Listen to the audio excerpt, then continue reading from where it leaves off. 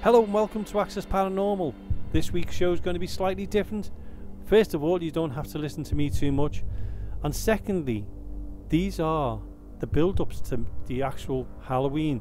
Now the first one we've got on is a Sue Jackson who's going to tell us a ghost story, a personal one, and one which is really, really good because I knew the person she's talking about.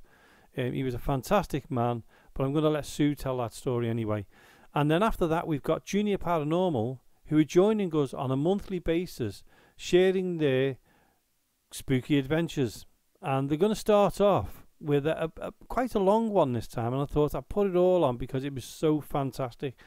And they'll be talking about Kalvedon Hatch, Derby Jail, where they met Richard Felix, and also when he went over to Florida and he visited the St. Augustine Lighthouse.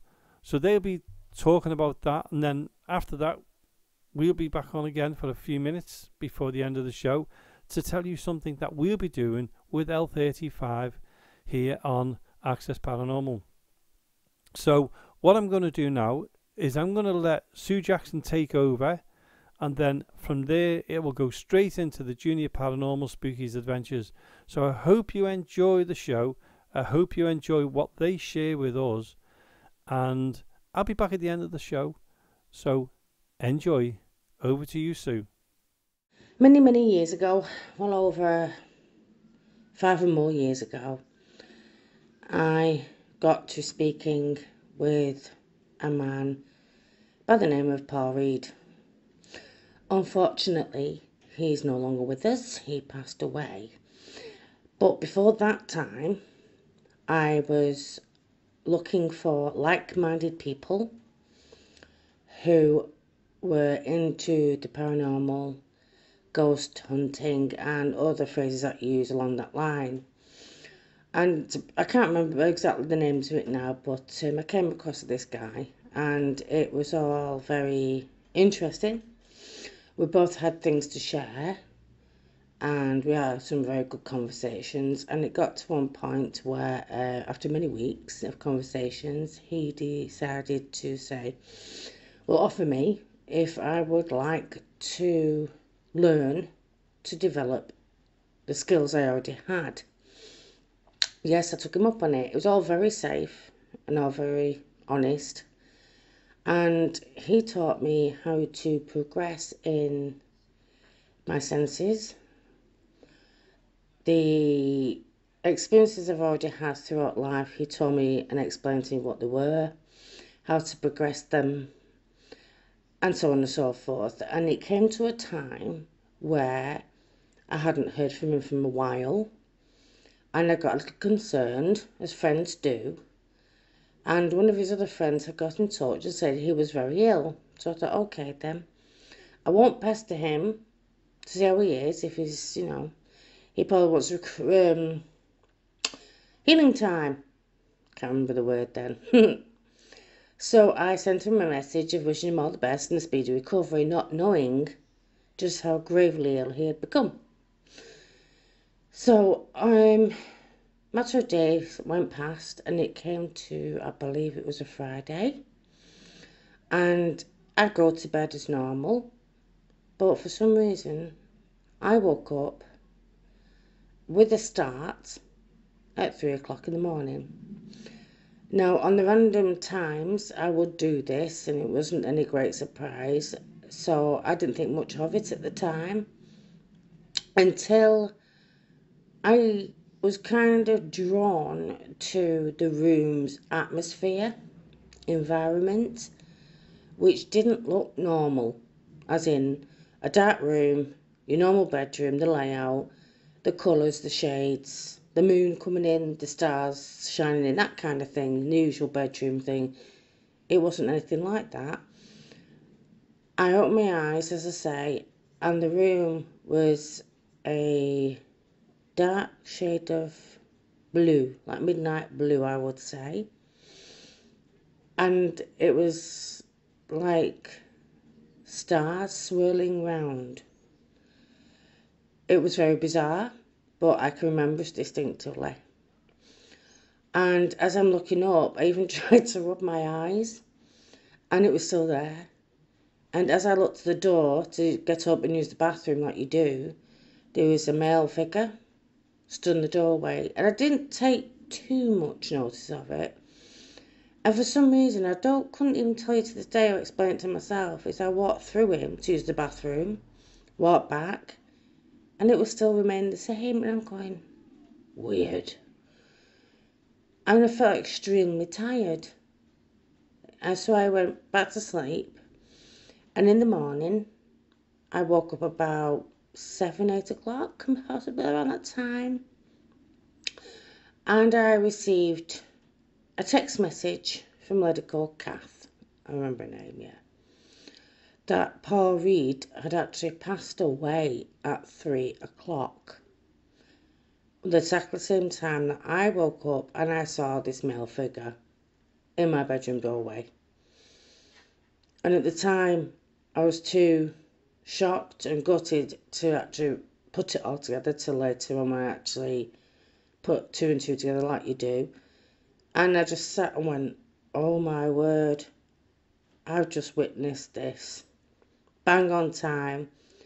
But what I also noticed is that all the advice and training that I'd done with him came bounding in. I just knew it straight away. And ever since then, I was able to develop what I already have, use what I already have, and the rest is history. But the experience was waking up at 3 o'clock, experiencing the room like that, him stood in the doorway and him passing away like that. And that's one of the many dreams I will never forget, because I know full well from that moment on, he helped me open up my gifts as big as they are today. Yes, I'm still learning today, but it sounds all very bizarre, very weird. And believe you me, I've tried to debunk things, but nothing can be explained. This is what I saw, this is what I witnessed, and this is what happened. I still think it's crazy to myself, but that's the truth of it. That is what happened. Thanks. Hi, this is Junior Paranormal Events, and we've been asked to do something really special by our wonderful friends at Access Paranormal. We're going to be sharing our spooky adventures just with you. So, who are Junior Paranormal Events? Well, we are a special organisation just for children and young people aged 9+. We're non-profit and we've been running since 2021. We go all over the country and we have so many different adventures with budding junior paranormal investigators. We're led by qualified teachers and we pride ourselves on making sure that the next generation of paranormal investigators are taught the truth about the realities of paranormal investigating. So, just want to introduce ourselves around the table. Who you've got? You've got myself, Michael. I'm Gemma. I'm Aubrey. I'm Finley. Our first event, we went somewhere completely new. So you knew different locations that we've not been to before. Well, yeah, the first one was way out of our comfort zone. It was as far south as we've gone for an event, and it was down in Essex, and it was Kalvedon Hatch. It was Kalvedon Hatch. So I think the best way is for our two juniors here to explain what they thought of the venue when we turned up. I think that's the best place to start. I thought it was really big and it was really creepy and old. It kind of and it was very cold, and there was this really deep, long, dark tunnel, and it was the blackest black ever. Hands down the deepest, darkest, longest tunnel that I think we've ever seen. But to put it in context, how much of it could you see from the outside? Nothing. You can only literally look like a tiny bungalow, didn't it? Yeah. Like your average house in the middle of Essex. Yeah. And then what happened, Finley, when you went in? You went down. Yeah. And down. And down. And down. There was the main bit, which was just let's just call it the lobby. Yeah. And then you went down a bit, and then you had one floor, then you had another floor, and then you had another floor underneath it. So the bottom floor was where the huge tunnel was, wasn't it? That went underground. No, that was... Yeah. So it was the lobby, and then it was a tunnel. No, and then... it was on the bottom floor, the tunnel. Oh, was it? Yeah. Yeah. Well, that wouldn't make any sense, would it? If there was a tunnel on the top floor. That would be a bridge, wouldn't it? I have to say, as a venue, it probably was one of the easiest ones to get lost in where you were. I didn't have a clue. Because every time you turn left or right, you ended up somewhere completely where you were unsure of. The bigger issue for me, though, is because of the sheer thickness of the floors and the walls, the walkie-talkies didn't work. No, Do you remember? yeah. So I was Finley was with me because I was relying on Finley's sense of direction, and I realised that if I got lost, I could radio you to be like, Michael, I do not know where I am, because it was just a maze. Yeah. And when the lights went off, even though it was the middle of summer, it was dark. And you've got to put into the factor of you were in the middle of nowhere. Oh, absolutely. Yeah, it You was. were just in the middle of a field in the Essex countryside. Even though if there was like a festival going So, because we want to make sure we talk about as much as possible, and I know Jamie said 15 minutes, didn't he? I think we just keep going. Let's just keep going. So when the irony was, when we got there was a festival happening in the field next door. And we were very much sceptical about how this noise may affect our event. I think that's the best way to describe it. Yeah, definitely. But as said, it was deathly silent. Once you got into there, you could tell that it's an underground bunker for a reason, without any You could drop a pin and you would hear it. Yeah. But I mean, it was creepy, it was spooky, but I think what was unnerving for me is, obviously we were in the breakout room and the toilets were not next to the breakout room, so all the lights were off and you had to go into the bunker bit and walk right near a sheer dark mass, which was the stairwell, and then go to the toilets, but the toilets didn't have lights on, so you had to take your torch in. But they weren't on that floor, you had to go down the floor.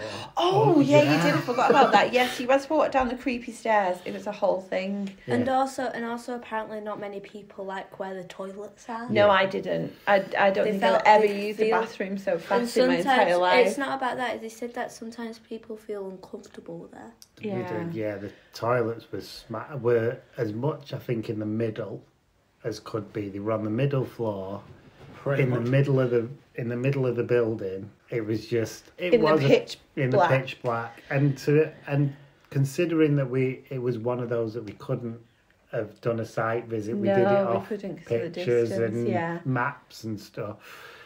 It was just great. It was just so much bigger than what we were expecting.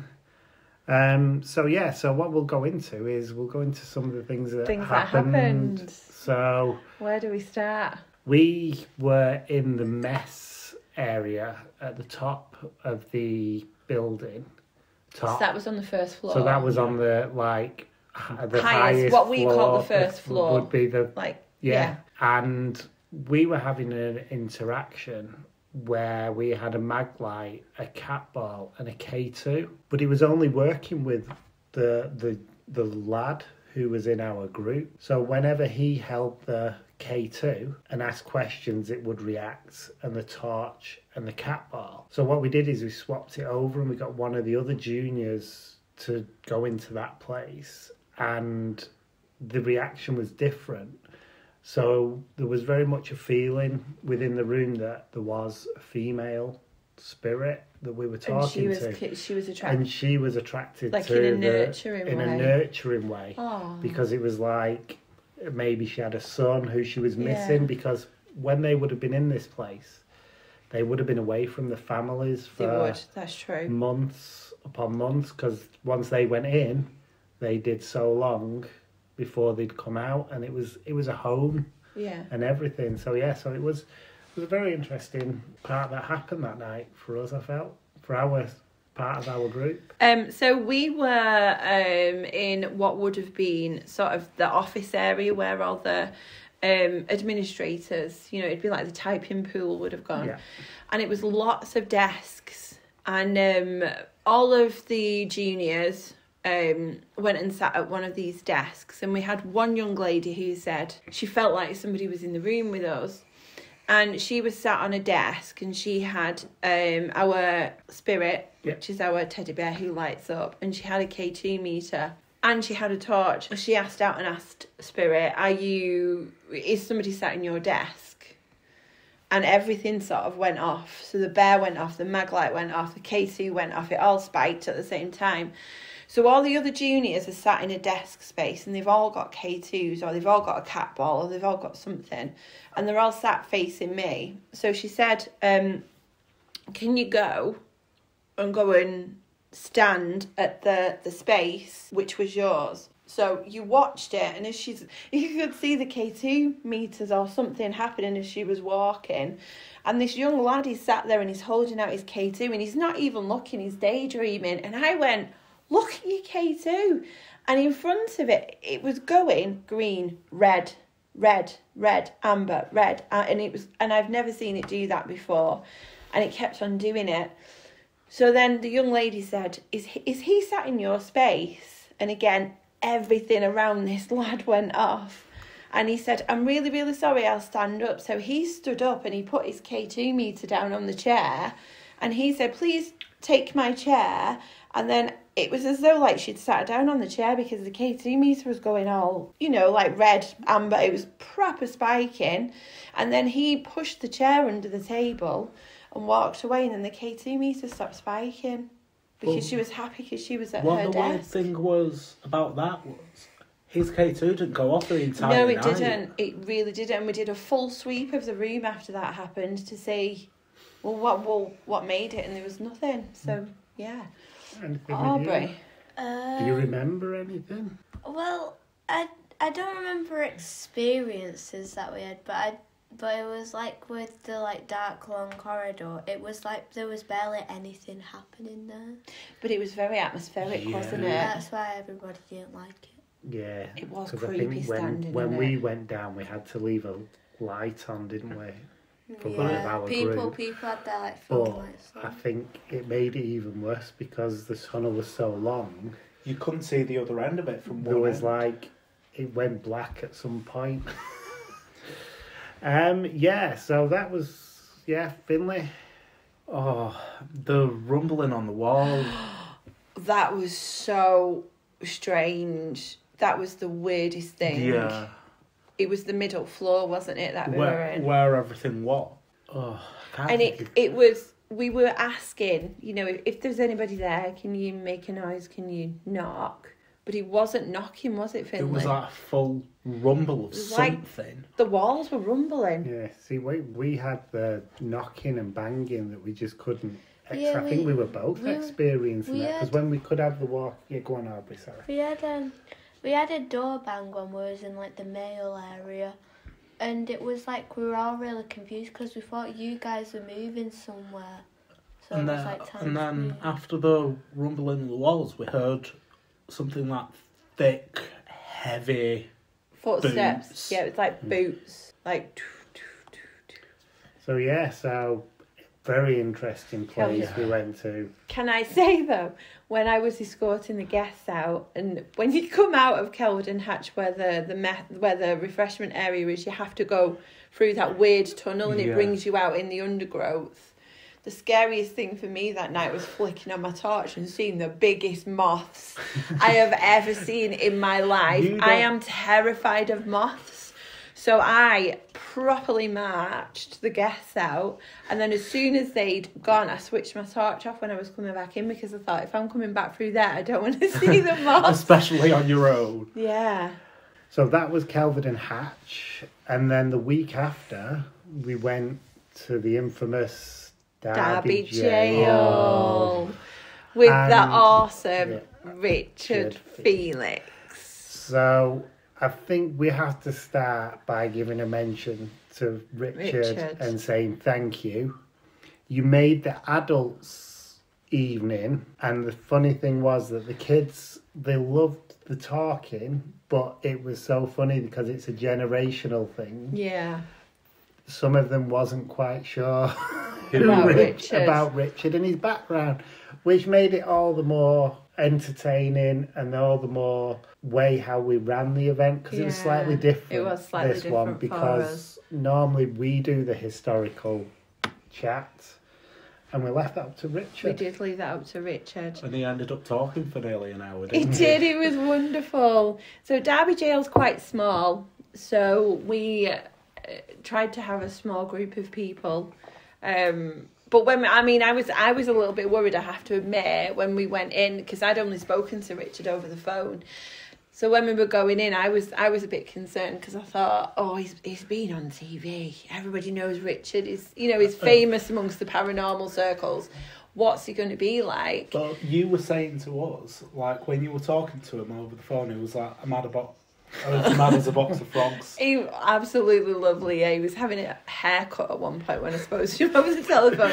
But anyway, I walked in the room and he was in sort of like the area where all the tables are, and he was lighting candles. And he saw me and he went, Gemma! And I went, hi, Richard. And he came over and gave me the biggest hug. And I was like, oh no, this is going to be okay. But what did you think of Richard when you first met him, Aubrey? I was a little bit, but then when I heard what he was talking about, it was a good man, and especially cool. with the singing bowl. We will come to that in a minute. Yeah, but obviously you'd watched the show. We're not going to name the show. We're not going to give publicity. You'd seen Richard before, hadn't you, Aubrey, on television? Yeah. So, yeah, Aubrey did have an inkling. Finley, what were your thoughts when you first actually met him? Like, at first, I didn't know who he was. I just heard him by name and whatnot.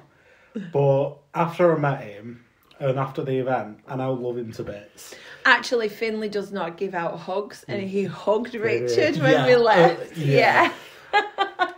We do have to give a bit of a shout out to Vicky, one of our boo crew, who I believe probably did she did sneak in early. She just stood there staring at him, didn't she? And everything before the event. It was very, it was very surreal for us. And I remember us standing there, and Jade was with us, and we were standing there before the guests came. He was giving us some gossip and we were having a good chat. And I remember saying out loud, this is really surreal. This is really strange. But yeah, he just could not have been more lovely. Yeah, it was a big difference from Kalvedon Hatch. Oh yeah, because it's small. The venue, just to give you an idea, was probably made up of 5 cells in total, and one of them was made into one. So in effect, there's only 4-5 places that you can actually investigate. Yeah, and quite confined, but we did make it work. We did make it work, and it was awesome. Aubrey, is there anything memorable from you there? Probably. So I had these Victorian death pennies, and we brought it into this room that I think had a real skeleton. It did. Yeah. They had a real skeleton in one of the rooms. And we put this mag light torch down in front of the doorway where the skeleton was, and I put my Victorian death penny next to the torch. And we was talking to this guy, Spirit. I don't know who his name. We figured out his name, but we didn't know who he was called. Forgot. It made sense to Richard though, the name, didn't it? Yeah. So we put the torch. We put the torch in the penny, and we asked because the torch was flickering after when I put the penny down, and we found out that the spirit was like trying to steal the penny.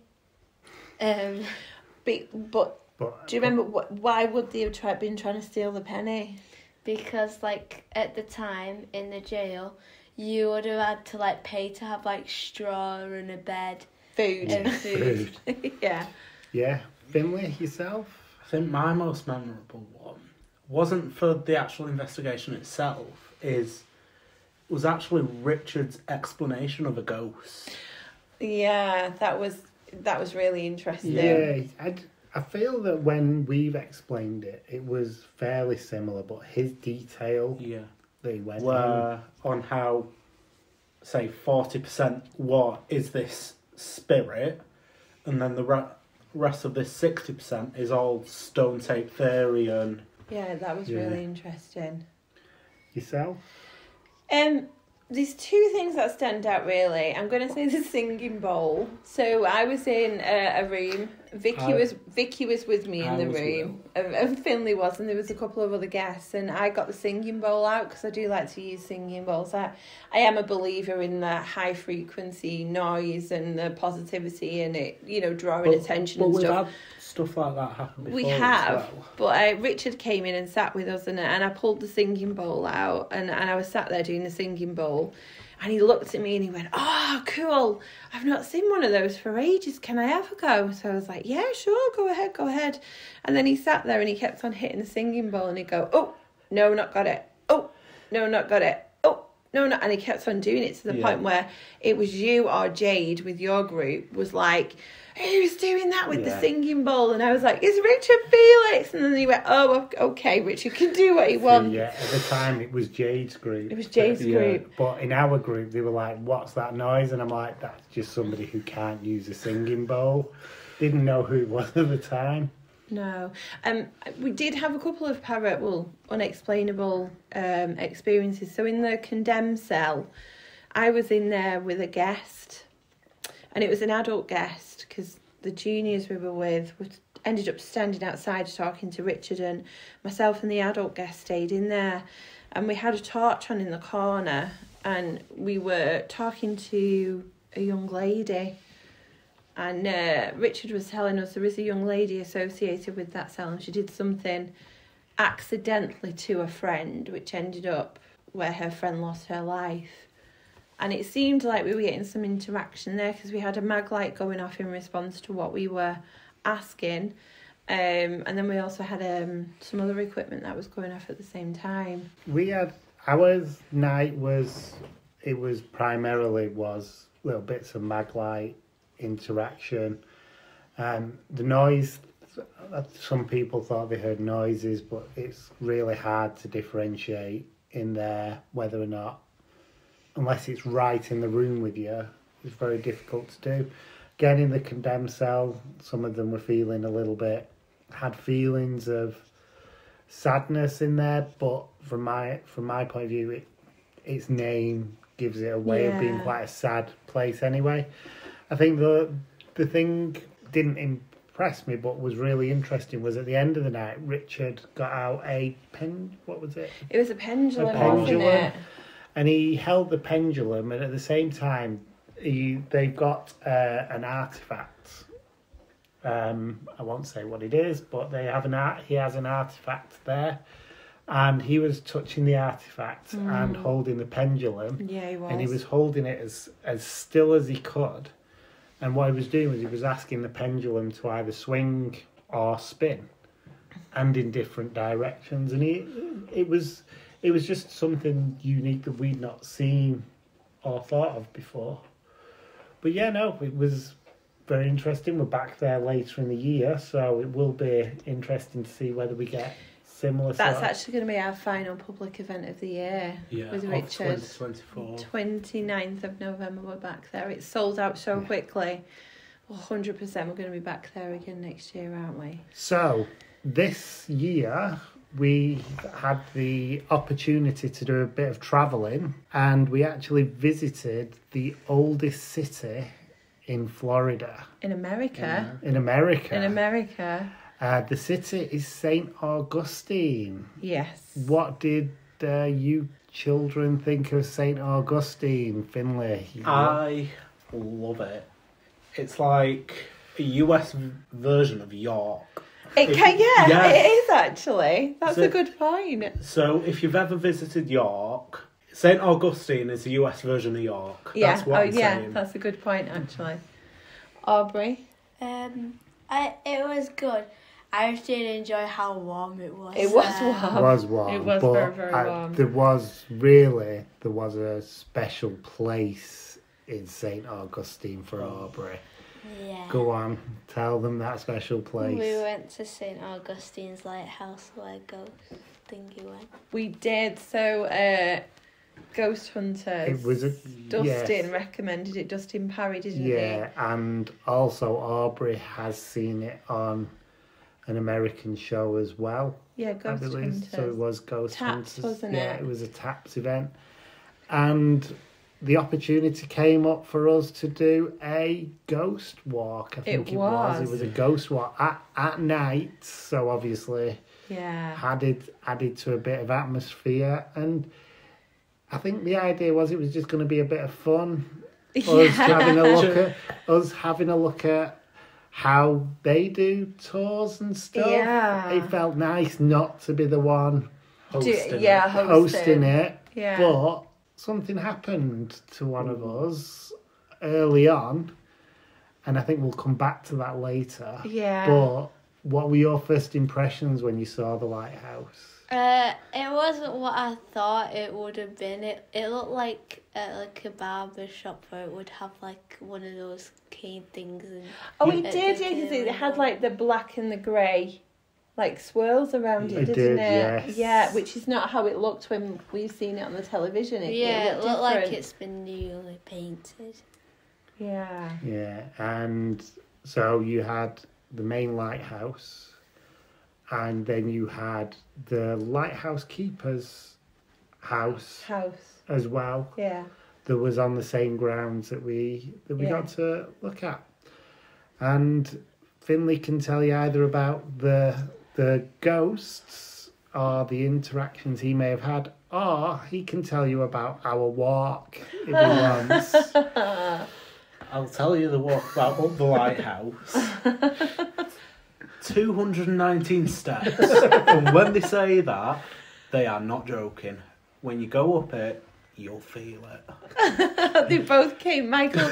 So me and Aubrey decided not to go up it, didn't we? Because it was really super hot and it looked really claustrophobic. And it was massively, massively high because obviously, lighthouse. So we decided not to. So Michael and Finley went up, and when they came back down, they were sweating like I've never seen before. There was a funny point though, halfway up, they had some tins that were filled with sand that would have been the weight of the fluid to light the fire, and you could lift them two up, and that's what would have been carried up the lighthouse. But Every day. This lighthouse, it's a shame. I think you couldn't properly investigate. No, there's too many people The around. lighthouse, there was too many people, but the lighthouse has got some infamous spirits that have been seen. They have. Inside of it and outside of it. Before we get into the experience, Finley, did you experience any, not talking about what happened with me, did you have anything spooky? What happened towards the end with all four of us? What was that? When we had a spirit tapping pretty much all around in us. the room that we were in on our The own. room upstairs that me and you were in. So what was this room? So it was like the upstairs of the house, and what were happening was, weren't we asking a spirit to say tap on all? Yeah. And it wasn't. We could hear it running. It was like it was moving around and tapping on all the different glass cases, wasn't it? Before? Is that when we was up there, or was that before? When we finished with the four of us. Yeah, because we were up there at first, weren't we? Yeah, and us both were up there. Felt like you felt like it was a child, didn't you? Because it seemed to react to softer speaking. And also, it was also that with an experience, but also when it was just me and Dad, and we were both there. And it was like, we asked the spirit to play around, and it did. And I thought I heard, remember, like something running up next to me. Yeah. Because I turned immediately and went, what was that? And apparently that's where the old staircase was that got destroyed. So the house is one now as a museum, but it used to be split in two. Yeah. And the staircase has been removed, one of them.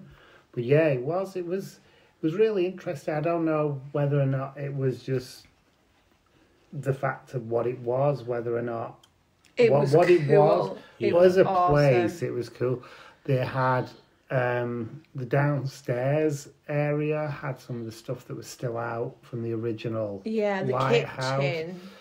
And then in the living room, it had a spiral staircase that took you down. Yeah. That's So was that into the a Was basement. that the kitchen or the? I think The it was a living room. kitchen. Obviously the layout wasn't as it would Yeah. have been, but yeah, it took you down a spiral staircase into the basement. The basement was supposed to be.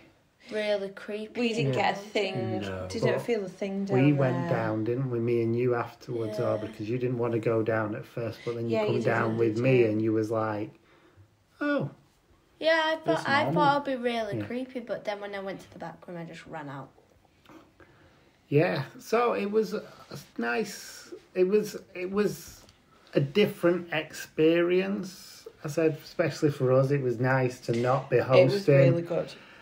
I think the funny thing that we all found was that everybody seemed to leave early. They did. We were the last So we ones. were the last ones, and we found it quite surprising that, as you do when you have an adult event over here, where you get the possibility of doing some form of investigation, you normally don't want to leave. No. But there it was like we came out of the house. We were the last ones. And they were like, "Is there anybody else?" And they're like, "No, they've all gone." And we were like, "Oh, okay. Is it time to go?" The K2s that people had were annoying us though, weren't Yeah. they? Yeah. So when you went and checked in, I can understand why they do it because it's a charity and it raises money to towards the lighthouse. But you could enhance your tour by renting a K2 meter off them. Now, did they tell people the rules of using a K2? They did briefly. They did. Did people listen to the rules of using a K2? No. No. So people were getting all excited. And yeah, it was because they had the mobile phones on. So, and then the guides were talking by walkie-talkie as well, which Yeah. would trigger them off too. So And then that was the other thing. The guides kind of just left after you'd done your short tour. we liked that though, didn't we? Because Yeah. obviously we're used to doing paranormal stuff, so we were ready to Yeah. go off anyway, weren't We did do some video We recording. do. We need So to do need something to with that. potentially do something with that. Post Which on obviously, YouTube.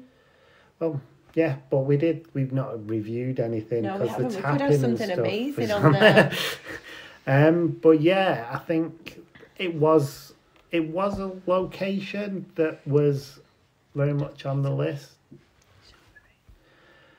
But something did happen there that Gemma.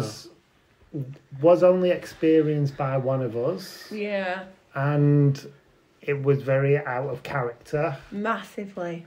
So I'll hand over to Gemma, who can take you and try to help you understand what happened. So before I get into this, it's important to note that I am an empath in that I can pick up on feelings and emotions of people.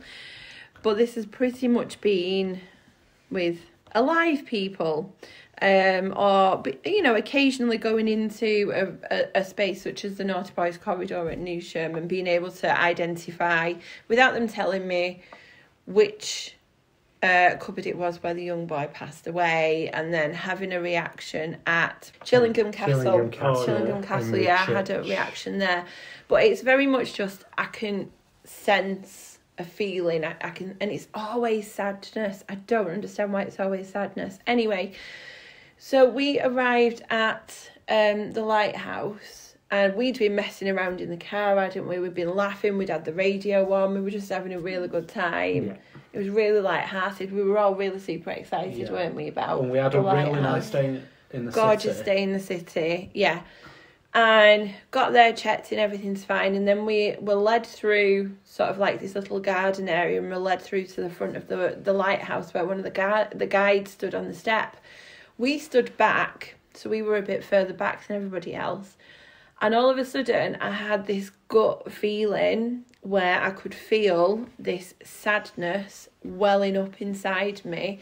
I could feel it, and it was like it was going up in my throat, and it was like I had before you cry and you're about to have a really, really big cry, you get a lump in your throat. It was that. Yeah. And I felt tears in my eyes. I felt really, really upset. And my hands started shaking, at which point you looked at me and said, are you okay? And I said, no, I don't think I am. I remember me, in a weird way, feeling that something wasn't right. Something wasn't right and turned round to... The guide's still going on, giving the safety speech and talking about various different things. And then all of a sudden, I felt like there was a woman stood on my left-hand side. I couldn't see her with my eyes like I can see you now. I could see her in my mind. And then I started hearing a voice. And this voice was saying over and over again, where is he? Where is he? Where is he? Where is he? And she's getting increasingly angry and agitated and upset, and she wouldn't stop. And then I could fully picture the lady, and she was a tiny bit smaller than me, but she was around my age. She had long, dark hair, and she was dressed in like a white dress, and I could picture her. And I got a sense that her name began with the letter M. None of this has ever happened to me before. And she just would not leave me alone. And I was getting really, really upset. It was making me feel really uncomfortable. I was feeling really panicky. And then we moved out of the area, and it was like she followed me for a little bit. And then when we got through into the house, she left me. But I was still feeling, there's something not right here. There's something not right. I just need to stress I've not looked into any of the history surrounding the house, only what I've very briefly seen on television. And this particular lady was not mentioned. And she's also not mentioned as part of the tour either. They keep this part. Yeah, so after our tour had finished, I thought, I'm going to have to say something to one of the guides. I'm going to have to speak to one of the guides. So I spoke to this lovely lad, and I thought, he's going to think I'm an absolute crank, oh, here we go. Well, let's have them. All the eccentric ones come out of the work. And I said to him, you're going to think I'm absolutely crackers, but I need to tell you about an experience that I've just had. So I told him, and the colour drained out of his face. Yeah. And he said, I can't stop shaking, and I've got chills from head to toe. And I was like, why? He said, you just described Maria. Maria is not someone that we speak about on our tours anymore. And I was like, oh, well, who's Maria? And he said, Maria was a former lighthouse keeper's wife. And she roams the grounds looking for him, because he went into the lighthouse one day to go and fix part of it, had climbed up scaffolding and had fallen down off the scaffolding, hit his head and died instantly. But he wasn't found immediately. It was only when she came, she realised he hadn't come home, that something wasn't right. So she was walking the grounds, shouting for him. And so I said to him, I think her coming to me was that she wants you to still tell her story. And it just, honestly, it stuck with me. But I'm not going to go into it here. But something very, very similar has happened again when we went to a location in Scotland. But I'm not going to go into that here. Well, needless to say, it's starting to freak me out a little bit now, and I kind of need to do something with it, I think. So that was like a big thing that did happen. It's huge. Yeah. I mean. And then we woke up the following day, and we went to their jail. We went to the old jail, We went to the old jail. Now, to put this in context, it actually looks like a hotel from the outside, because they didn't want people to recognise it as the jail. No. So on the exterior, you can just see the bars and stuff, But other than that, it just looks like a big red box. It does. Yeah. So, we didn't do, so just to give you context, we didn't do paranormal stuff here. It was just a tour. Yeah. But it is an old, fascinating building. What did you think of it, Aubrey? It was interesting. The tour was very active and... It was a cool tour, Yeah. wasn't it? Yeah, and it gave off Ripon Workhouse vibes as It well. kind of It did a did. bit. Yeah. It did, because that's what they did with the inmates, and they got them to work. So it would have been fairly... What did you think of the cells? It was a little bit weird when they said about the pee stuff. It was a little bit... What did you tell them about the pee stuff? It was like, so there was this cell next to like these people with the window. So they would have like tipped it on the top bunk, the cell next to them. Pee in the poop. So they Yeah. couldn't empty the pee bucket out the window. So it went in the only place that they could tip it, which was the cell next door. Go on, Finlay. The cells on the upstairs bit, which I found fascinating, was like some mock cells that were later transported over to Alcatraz. No. Alcatraz modelled their Alcatraz, cells on yes. those, yeah. So that is the best definition to show you. If you've seen the cells in Alcatraz, the cells are very much copied off what they did at St. Augustine. Yeah. Yeah. And how they stack them and how they're used. And this room it wasn't a big room. It wasn't. But the way they'd done it, I think, did it fit about 30 people in this Roughly, room, maybe a bit more? Yeah. But it was just a cool location. We'd love to investigate Oh, it. 100%. It's got an atmosphere to It'd it. be so much fun to investigate. And then the history that's in the area and how far this goes back. So, do we tell them about the gruesome thing? Well, that's not. So, no, I'm going to. Yeah. So there's gallows at the back of the jail, and that is where the gallows would have been. And he was the governor, wasn't he? Yes, he'd be the enforcer. I can't remember what his name is. Joe something. Joe something. But it was a tall guy. It was a tall guy. Yeah. Anyway, he decided to boost the credibility of his jail. They would get involved in experiments to look at how does the brain and the body live on for a certain amount of time after a person has been hanged. Yes. So they actually showed pictures of these experiments, and what they would do is they would put a person in the noose, they would be hanged. They got a proper burial. Yeah, it as was. well. It was just a purely fascinating. It really was. But before we went in, they did it it was like a theatre style experience, wasn't it, where you had a prisoner. So what was your crime, Finlay, that you were in there for? Can't remember. What was yours, Aubrey? I can't remember mine. I think mine was stealing or something like that. Mine was suspected witchcraft. I can't think what. Yours was village idiot. Mine was being village idiot, didn't it? I don't think he asked me.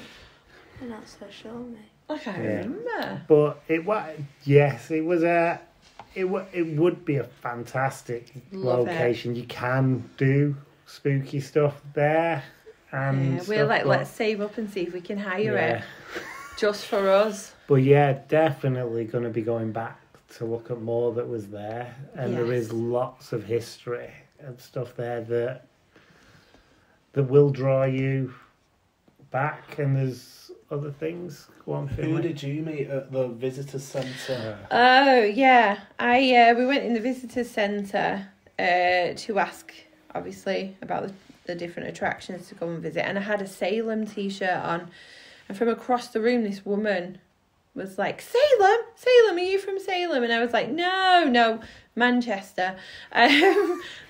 unfortunately Manchester. I said, no, I've just got this t-shirt. And she's like, oh, I'm from Salem. And then we got talking, and she was just like, Kim, she was called, who I'm going to be connecting with. She was telling me how she grew up in Salem, and part of her childhood was reenacting the witch trials. Yes. And wasn't her dad a medium? Her dad became a medium, and during her time in Salem, she lived in 2 different haunted houses. Yeah. So I said to her, please, can I interview you? And she was like, yeah, sure. So I'm going to be making that happen because, I mean, my goodness, what a fascinating story there is there. Well, like, growing up and recreating the witch trials, what more can you ask for? I know. But she did say that tourists used to drive them mad. Every Halloween, she said, you can't move around Salem. But what's really interesting is she said it, and then loads of other people said it. St. Augustine's does look like Salem. Right. But Salem was after St. Augustine. So people are like, no. Salem stole the structure of the city from us. We didn't copy it from Salem.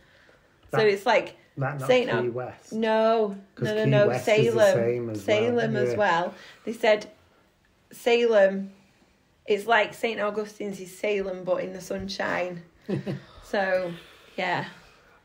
But yeah, no, that was part of our spooky trip. We did have our next little bit of spookiness. Was Mickey's Halloween party where Aubrey met Cruella and Jack Skellington. Jack Skellington and Cruella DeVille, but what Aubrey went dressed as? Cruella DeVille. And what did she do? She was stopping people and like making me walk past them in like a diva way. She was. Yeah. She made everybody stop and watch you walk, didn't she? Yeah. And then there was the highlight for Gemma. We all loved it, though, didn't we? We all loved it, but who did you get to see? The Sanderson sisters. They were amazing. And Maleficent. Yeah. And the Evil Queen. Didn't we? It was awesome. It was. It's not spooky, our normal spooky, but it was a great way of letting our hair down and having fun. With a party atmosphere around and lots of chocolate. Yeah, lots of chocolate. Which we've still got in the cupboard. But we have to say, we did go in somewhere that is reportedly the most haunted building. What did we go on? The Haunted Mansion. The Haunted Mansion. We must have been on that about 7 or 8 times during the whole of the holiday. Yeah. Loved the Haunted Mansion. It's like the most elaborate ghost train you can ever imagine. And the staff on it are so gloomy and macabre, and it's just amazing. I love it. And that staff member that Michael and Aubrey experienced on Tower of Terror as well. Yeah, so we did have a staff member on Tower of Terror who tried to have, how would you describe it, Aubrey? Death staring contest. Who won though? Me. Yes, Aubrey won. After about 90 seconds of death staring one another, eventually the cast member walked away. But then they carried on again outside after when I almost fainted on the ride because of how terrifying it was. But yeah, no, that was our trip. It was. Yeah. So this has been Michael, Gemma, Aubrey, Finley. Thank you for joining us for our spooky tales. And we have been, and we still are, Junior Paranormal Events. Please check us out on Facebook, X, TikTok, Instagram, YouTube, and visit our website, which is www.juniorparanormalevents.co.uk. Thanks for joining us, and stay spooky. Cheers, Jamie. Bye. A special thanks there to Gemma, Michael, Aubrey, and Finley from Junior Paranormal for sharing their spooky adventures, and what an adventure they've had for the very first time for the monthly show. They've been to Kalvedon Hatch, Derby Jail, and met Richard Felix. That man is amazing. He's one person I'd like to meet. I'd like to interview him, to be honest with you. He's always been one of my favourites. He's so enthusiastic and he puts himself 100% into everything. So nice one there to the Junior Paranormal. They've also been over to Florida. Thankfully, they didn't go over recently because of all the hurricanes, but they had a fantastic time over there, and it was great that they shared that with us. So keep an eye out for them. They're going to be doing that on a monthly basis, so that'll be called Junior Paranormal's Spooky Adventures, and I'm looking forward to it because they were brilliant. Yep, okay, they did a little bit over the time, which should have been 15 minutes, Gemma, and I heard you, Michael, but fantastic. Loved every minute of it. And before we do come to the end of the show, just to let you know that we will be doing a full live paranormal investigation at Mill Street Barracks in St Helens, and Neil from L35 Community Radio will be coming along. So from the comfort of your own chairs in your own houses, you'll be able to join us and experience what we get. But if you hear anything and we don't, you can contact us on info.accessparanormal@gmail.com. So look out for that, a live investigation. I won't be hosting it. That'll be down to Neil because I'll be hosting the people who are there, because we've got the public coming in and it's a fundraiser for Mill Street Barracks themselves. So also a special thanks to Sue Jackson for her story. That was fantastic, and thank you for taking the time to do that. It has come to the end of the show. So from here at Access Paranormal, thank you again, and we'll see you again next week. Good night.